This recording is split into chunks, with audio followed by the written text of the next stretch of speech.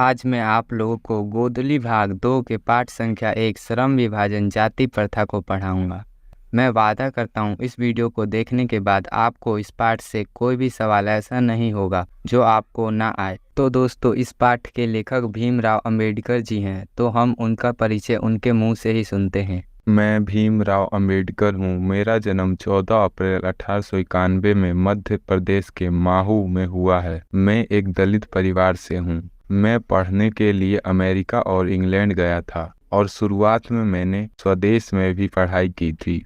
मैं अपना प्रमुख व्यक्ति 3 लोगों को मानता हूँ। पहले हैं भगवान बुद्ध, दूसरे हैं कबीर और तीसरे हैं ज्योतिबा फूले।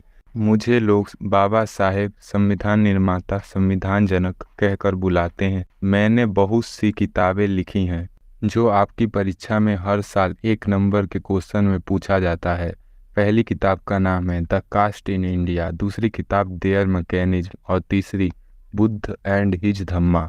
और मेरी एक प्रसिद्ध किताब एनिहिलेशन ऑफ कास्ट जो अंग्रेजी में थी, उसका हिंदी रूपांतरण ललई सिंह यादव ने किया था। मैंने 21 खंडों में वाङ्मय प्रकाशित किया था। मेरी मृत्यु दिसंबर 1956 ईस्वी में दिल्ली में हुआ था।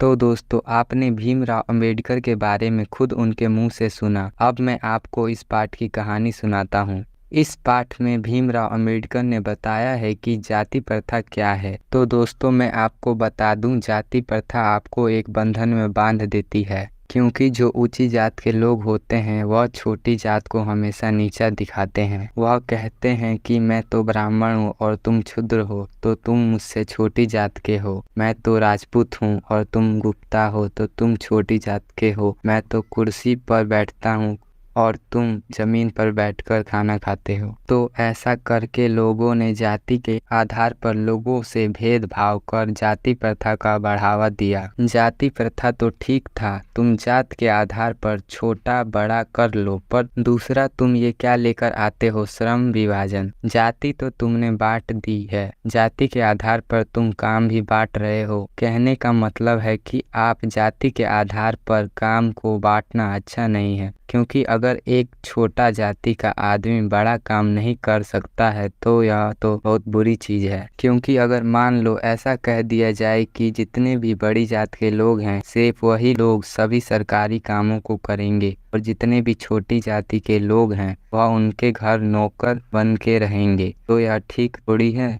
इसीलिए डॉक्टर भीमराव अंबेडकर जाति प्रथा के खिलाफ थे और वह नहीं चाहते थे कि कोई भी व्यक्ति जाति के आधार पर काम करे। पर कुछ लोग जो बड़ी जाति के थे, जो जातिवाद के पोषक थे, वह लोग कहते हैं कि जाति प्रथा ठीक है, क्योंकि जाति के आधार पर काम बांटा जाए तो वह काम बहुत ठीक ढंग से होगा। मैं आपको उदाहरण देकर समझा सकता हूँ। जैसे कोई सुनार है, वह सोने का काम बहुत अच्छा करेगा, पर अगर कुम्हार को सोने का काम करने को कह दिया जाए और सुनार को कुम्हार का काम करने को कह दिया जाए तो दोनों ही काम ठीक ढंग से नहीं हो पाएगा। इसलिए जाति प्रथा ठीक है, पर अगर हर जगह इसे लागू किया जाए तो यह ठीक नहीं है। अगर आप जाति से हटकर कोई दूसरा काम नहीं कर सकते तो देखिए क्या होता है। मान लीजिए अगर एक गांव में सिर्फ नाई बसे हुए हैं जो बाल काटने का काम करते हैं, तो अगर सब नाई हैं तो सब सिर्फ बाल ही काटेंगे। अगर वह सिर्फ बाल ही काटेंगे तो उस गांव में तो सब नाई हैं, तो वह किसका बाल काटेंगे। इसलिए वे लोग बेरोजगार हो जाएंगे, जिससे के कारण जाति प्रथा आर्थिक पहलू से भी गलत हो जाएगी। जाति प्रथा बेकार इसलिए भी है क्योंकि जब एक बच्चा जन्म लेता है तभी उसको उसके पिता के जाति के अनुसार काम तय हो जाता है। अगर वह बच्चा डॉक्टर बनना चाहता है तो वह नहीं बन सकता, क्योंकि उसके पिता लोहार हैं, इसलिए सिर्फ वह भी लोहा का ही काम कर सकता है।